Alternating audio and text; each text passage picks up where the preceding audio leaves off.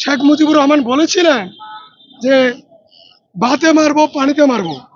৭৪ সালে ৭৪-৭৫ সালে শেখ মুজিবুর রহমান বাঙালি জনগোষ্ঠীকে দুর্ভিক্ষে মেরেছিল।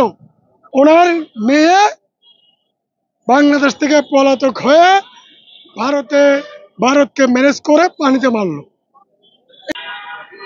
চেনা মুখগুলো কোথায়? যারা রক্ত দিয়েছে, জেল কেটেছে, রক্ত দিয়েছে, জেল কেটেছে, নির্যাতিত হয়েছে, নিপীড়িত হয়েছে, গুমের শিকার হয়েছে, বছরকে বছর জেলে ছিল, তারা নাগরিক কমিটিতে আছে। নাগরিক কমিটি করেন, সমস্যা নাই।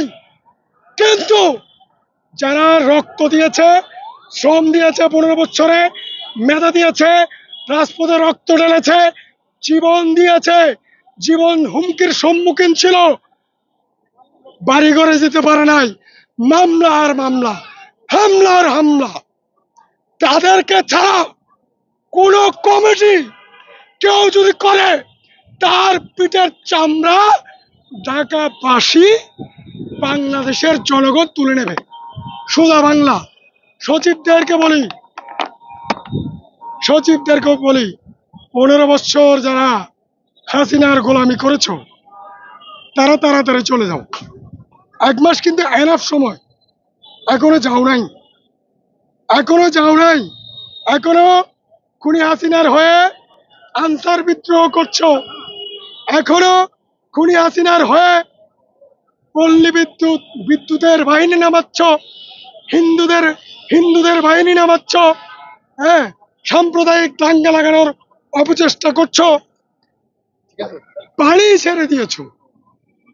অর্থাৎ এই যে নিরীহ জনগোষ্ঠী তাদেরকে পানিতে মেরেছো। শেখ মুজিবুর রহমান বলেছিলেন যে ভাতে মারবো পানিতে মারবো। ৭৪-৭৫ সালে শেখ মুজিবুর রহমান বাঙালি জনগোষ্ঠীকে দুর্ভিক্ষে মেরেছিল। এই দুর্ভিক্ষে কত লক্ষ লোক মারা গেছে সে পরিসংখ্যান কোন সরকার এখনো দেয় নাই। তো বলেছিল ভাতে মারবো, তিনি ভাতে ঠিকই মেরেছিলেন, তার সাঙ্গ ভাঙ্গ দিয়ে ভাতে মেরেছিলেন। তারপরে পানিতে মারার কথা বলেছিলেন, পানিতে উনি মারার সক্ষমতা ছিল না। ওনার মেয়ে বাংলাদেশ থেকে পলাতক হয়ে ভারতকে ম্যানেজ করে পানিতে মারলো। এই হচ্ছে অবস্থা। এই যে অবস্থা, এগুলোর উত্তরণের পথ কি?